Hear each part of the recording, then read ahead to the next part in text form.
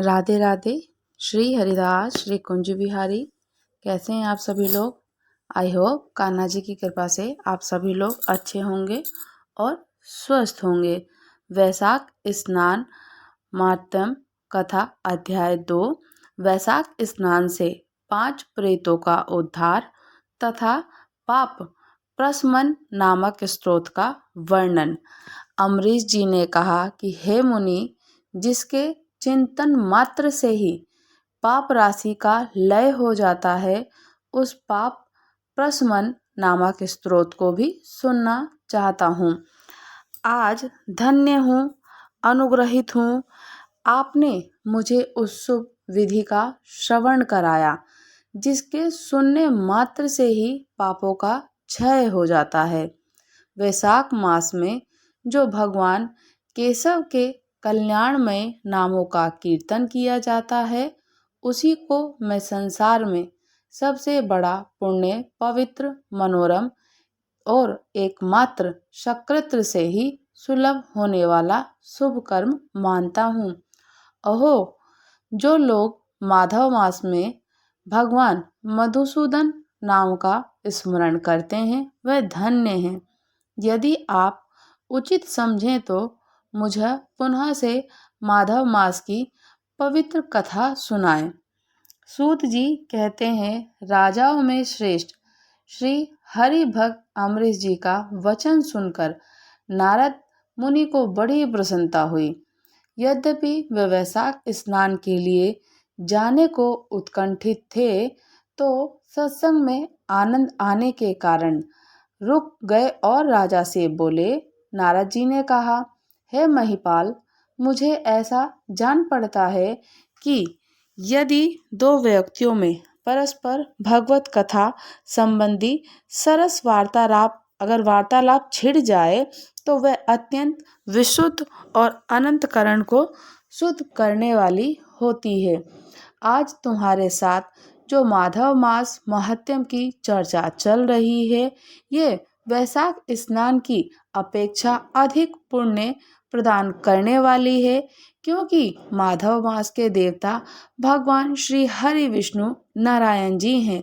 उनका कीर्तन भगवान का ही कीर्तन है, जिसका जीवन धर्म के लिए और धर्म भगवान की प्रसन्नता के लिए जो रात दिन पुण्य पार्ज मनों में ही लगा रहता है, उसी को इस पृथ्वी पर वैष्णव मानता हूँ।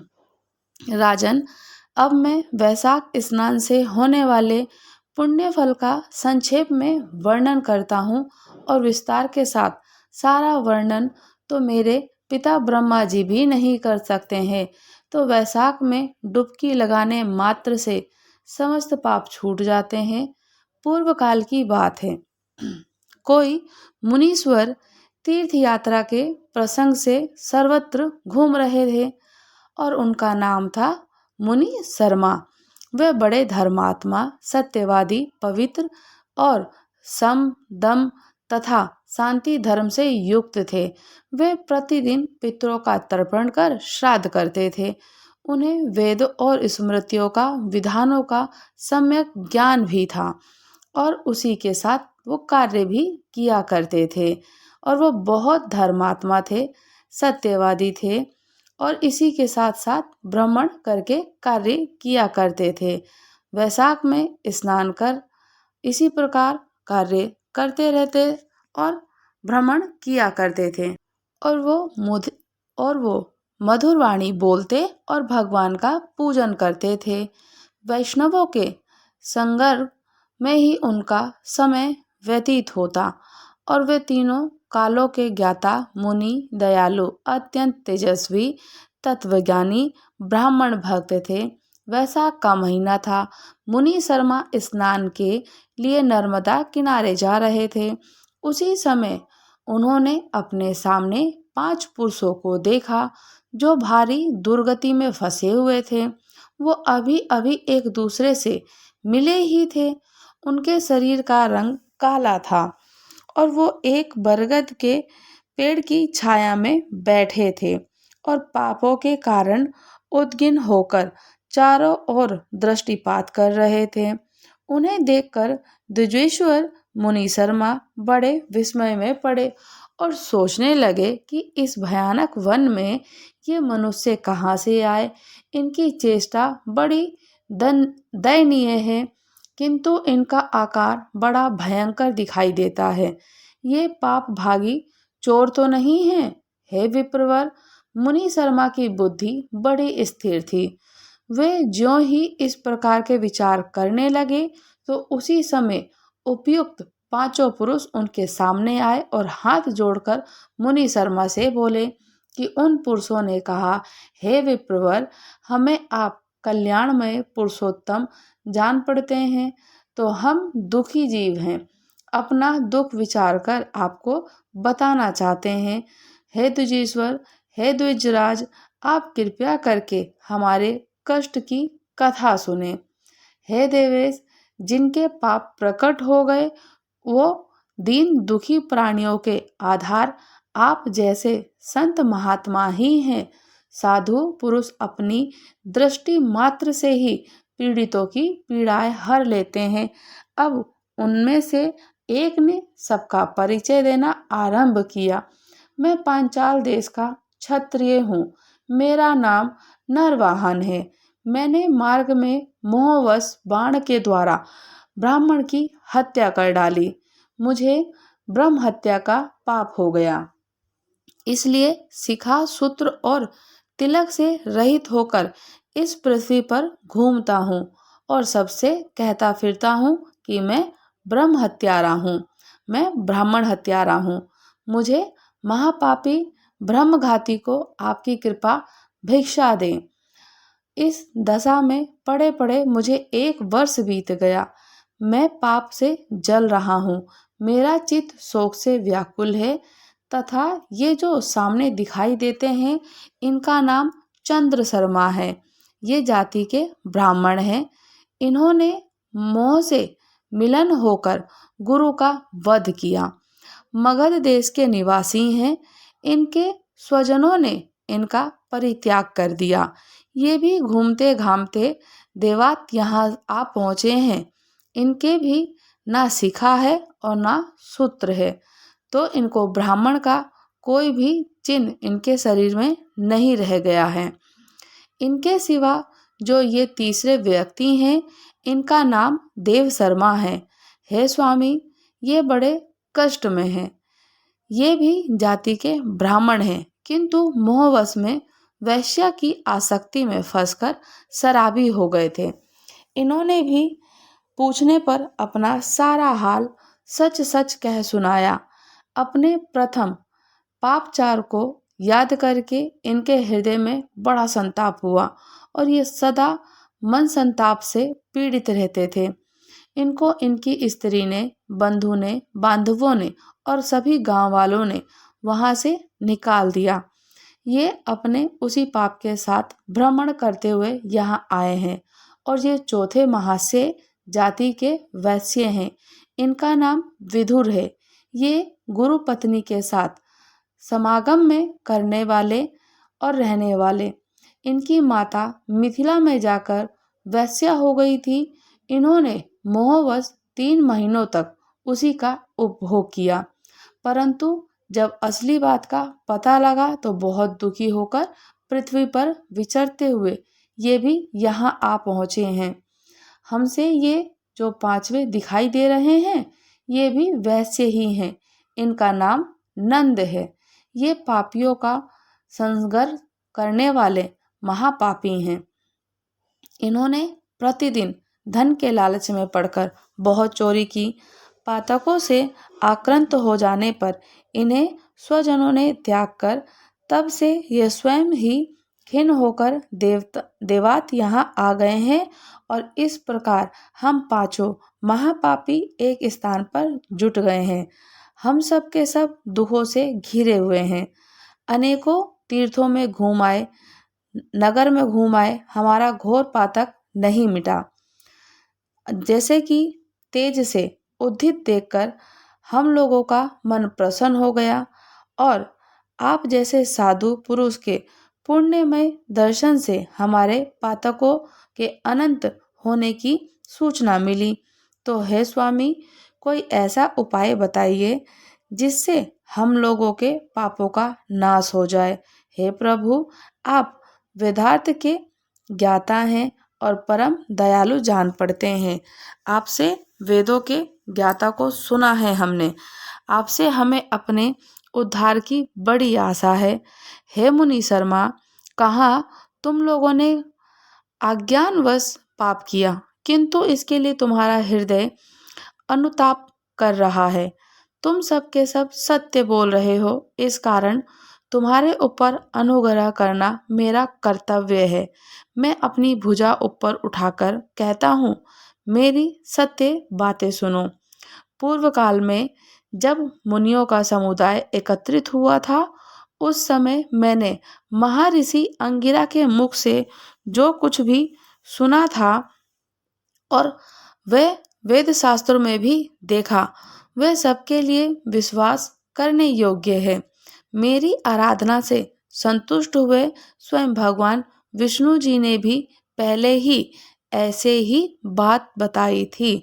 बात इस प्रकार है कि भोजन से बढ़कर दूसरा कोई तृप्ति का साधन नहीं, पिता से बढ़कर कोई गुरु नहीं, ब्राह्मणों से उत्तम दूसरा कोई पात्र नहीं, भगवान विष्णु जी से श्रेष्ठ दूसरा कोई देवता नहीं, गंगा की समानता करने वाला कोई तीर्थ नहीं, गौदान की तुलना करने वाला कोई दान नहीं, गायत्री के समान जप और एकादशी के तुल्य व्रत, भार्या का सद्रय मित्र, दया के समान धर्म और स्वतंत्रता के समान कोई सुख नहीं, गृहस्थ आश्रम से बढ़कर और सत्य से बढ़कर सदाचार कोई नहीं। इसी प्रकार संतोष के समान सुख और वैशाख मास के स्नान और सम्मान, पापों का अपहरण करने वाला कोई दूसरा मास नहीं। वैशाख मास से भगवान मधुसूदन जी को बहुत प्रिय है। गंगा जी के तीर्थ और वैशाख स्नान का सुयोग अत्यंत दुर्लभ है। उस समय गंगा, यमुना, नर्मदा की प्राप्ति कठिन होती है। जो शुद्ध हृदय वाला मनुष्य भगवान के भजन में तत्पर होकर पूरे वैशाख भर प्रातःकाल ब्रह्म मुहूर्त में उठकर गंगा स्नान करता है, वह सब पापों से मुक्त होकर परम गति को प्राप्त हो जाता है। इसलिए पुण्य के सारभूत इस वैशाख मास में तुम सभी को पातक और मेरे साथ नर्मदा तट पर चलो और उससे गोते लगाओ। तो नर्मदा का जल मुनि लोग भी सेवन करते हैं और वह समस्त पापों के भय का नाश करने वाला है। मुनियों के ये कहने पर वह सब पापी उनके साथ अद्भुत पुण्य प्रदान करने वाली नर्मदा जी की प्रशंसा करते हुए उसके तट पर गए। किनारे पहुंचकर ब्राह्मण श्रेष्ठ मुनि शर्मा का चित्त प्रसन्न हो गया। उन्होंने वेदों से उक्त विधि के अनुसार नर्मदा जी के जल में प्रातःकाल स्नान किया। उपयुक्त पांचों पापियों ने ब्राह्मण के कहने से ज्यों ही नर्मदा में डुबकी लगाई, त्यों ही उनका शरीर और रंग बदल गया। वह तत्काल स्वर्ण के समान कांतिमान हो गए।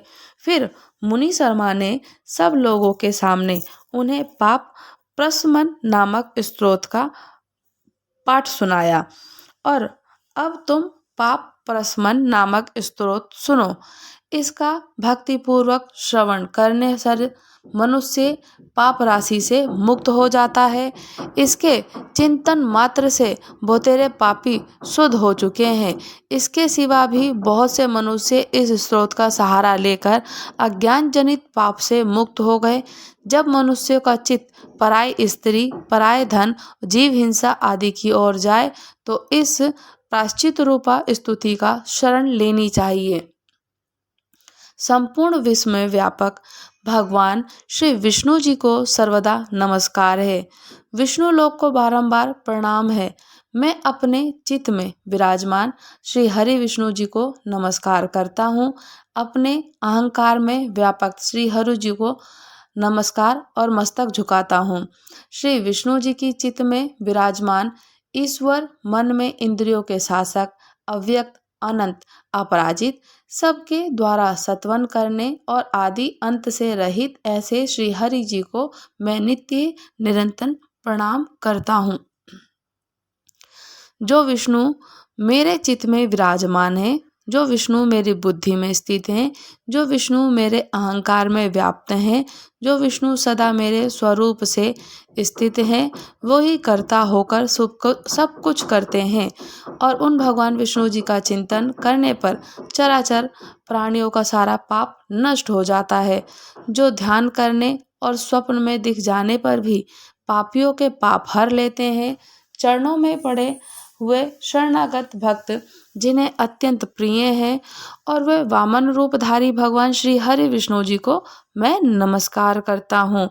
जो अजन्मा अक्षर अविनाशी है, इस अवलंब शून्य संसार में हाथ का सहारा देने वाले स्तोत्रों के द्वारा जिनकी स्तुति की जाती है, उन सनातन श्री हरि विष्णु जी को मैं प्रणाम करता हूँ।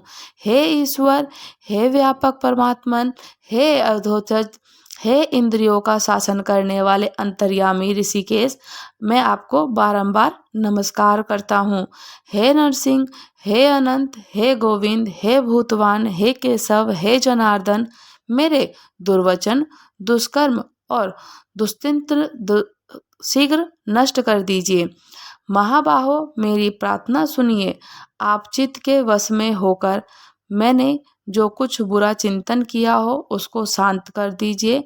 ब्राह्मणों का हित साधन करने वाले देवता गोविंद, हे परमात्म, हे तत्पर रहने वाले, हे जगन्नाथ, जगत को धारण करने वाले, मेरे पाप को नाश कर दीजिए।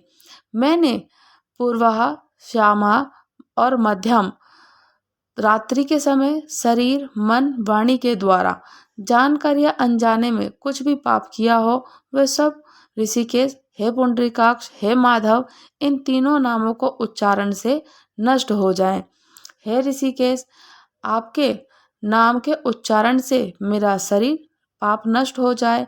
हे पुंडरीकाक्ष, आपके स्मरण से मेरा नाम और मेरा मन शांत हो जाए। हे माधव, आपके नाम से कीर्तन से मेरा वाचिक पाप नाश हो जाए। मैंने खाते पीते, खड़े होते हुए, सोते हुए, जागते हुए, ठहरते हुए, चलते हुए, बैठते हुए, मन से, वाणी से, शरीर से, सर्वथा या धन के लिए जो कुसती योनि की नरक की प्राप्ति करने वाला महान या थोड़ा पाप किया हो, तो आप सब भगवान वासुदेव जी का नाम उच्चारण करने से नष्ट हो जाए। जिसे परम ब्रह्म परमेश्वर, परम धाम और परम पवित्र कहते हैं, वह तत्व भगवान विष्णु ही हैं। इन श्री हरि विष्णु जी का, भगवान जी का कीर्तन करने से मेरे जो भी पाप हो वो नष्ट हो जाएं। जो गंध और स्पर्श रहित हैं, ज्ञानी पुरुष हैं, जिसे पाकर इस संसार में नहीं लौटते, वो श्री हरि विष्णु जी की परम पद है। वो सब मुझे पूर्ण रूप से प्राप्त हो जाए और ये सब पाप प्रसन्न मन नामक स्तोत्र का पाठ करने से जो मनुष्य इसे पढ़ता है या सुनता है, वह शरीर, मन और वाणी के द्वारा किए हुए पापों से मुक्त हो जाता है। इतना ही नहीं, वह पाप ग्रह आदि के भय से भी मुक्त होकर विष्णु जी के परम धाम को और परम पद को प्राप्त होता है। ये स्तोत्र सब पापों का नाशक और पाप राशि का प्रायश्चित है। इसलिए श्रेष्ठ मुनियों को पूर्ण प्रयत्न करके इस स्तोत्र का पाठ करना चाहिए। राजन, इस स्तोत्र के श्रवण मात्र से पूर्व जन्म और इस जन्म के किए हुए सभी पाप तत्काल नष्ट हो जाते हैं। ये स्तोत्र पाप रूपी वृक्ष के लिए कठोर और पापमय इस ईंधन के द्वारा दावानल है और पाप राशि अंधकार समूह का नाश करने वाले ये स्तोत्र सूर्य के समान है। मैंने संपूर्ण जगत पर अनुग्रह करने के लिए तुम्हें और तुम्हारे सामने मैंने इस पाप प्रश्न मन का स्तोत्र का प्रकाशित किया है। इसके पुण्यमय महत्यम का वर्णन करने में स्वयं श्री हरि भी सामर्थ्य नहीं है। कि इसका सामर्थ्य नहीं है कि वो वर्णन कर सकें। श्री हरि विष्णु का पाठ करने से, वैशाख मास में स्नान करने से, तीर्थ स्थानों पे गंगा यमुना सरस्वती के स्थान पे स्नान करने से हमारे पिछले जन्म के और इस जन्म के पाप तत्काल तत्क्षण ही नष्ट हो जाते हैं। वो इसलिए क्योंकि कलयुग रूपी में हम अश्वमेध यज्ञ के फलों की प्राप्ति पाते हैं। स्नान और पुण्य दान करके हम अश्वमेध यज्ञ नहीं करा पाते हैं, तो हम ये सारे कार्य करके अपने आप को कृतार्थ करते हैं और पुण्य फल की प्राप्ति पाते हैं। तो वैशाख का स्नान आप लोग अवश्य कीजिएगा और साथ ही साथ में जो आपसे बन पड़े दीपदान या आप पुण्यदान, जो भी आपको जल का दान करना हो, मीठा जल हो, शरबत हो, क्योंकि ये महीने में बहुत गर्मी होती है तो इसमें हम लोगों को दान करना चाहिए। चाहे आप जगह जगह प्याऊ लगवा सकते हैं, प्याऊ नहीं लगवा सकते हैं तो पानी आप जो शरबत बांटते हैं वो बांट दीजिए। घड़ा एक दो आप कहीं भी लगा सकते हैं, पक्षियों के लिए रखें और स्वयं भी स्नान करें। अगर आप कहीं बाहर दूर तीर्थों पर नहीं जा सकते हैं तो तीर्थ का जो जल हमारे घर में होता है, गंगा जी का, यमुना जी का, वो अपने जल में मिलाकर घर में स्नान करें। ब्रह्म मुहूर्त में, वो ब्रह्म मुहूर्त में स्नान करने से पुण्य फल की प्राप्ति होती है। तो इसी प्रकार से वैशाख का स्नान निरंतर करें और जैसे कार्तिक का महीना भगवान श्री हरि विष्णु जी को समर्पित है, ऐसे ही वैशाख का महीना बहुत प्रिय है ठाकुर जी को। ये पूरा महीना ठाकुर जी को समर्पित किया जाता है और नित्य विधि पूजा की जाती है। संपूर्ण विधि विधान से आप जो अगर पूजन अर्चन करते हैं, स्नान करते हैं, तो हमें 1000 अश्वमेध यज्ञ के फल की प्राप्ति होती है। वैशाख मास के महात्म्य की कथा को आप पढ़ें या सुने। राधे राधे। श्री हरिदास, श्री कुंज बिहारी। अगर आप लोगों ने अभी तक हमारे चैनल को सब्सक्राइब नहीं किया है तो चैनल को सब्सक्राइब कर लीजिए, लाइक कीजिए, शेयर कीजिए और अच्छे अच्छे प्यारे प्यारे से कमेंट कीजिए। मोटिवेशन मिलती है। राधे राधे। श्री हरिदास।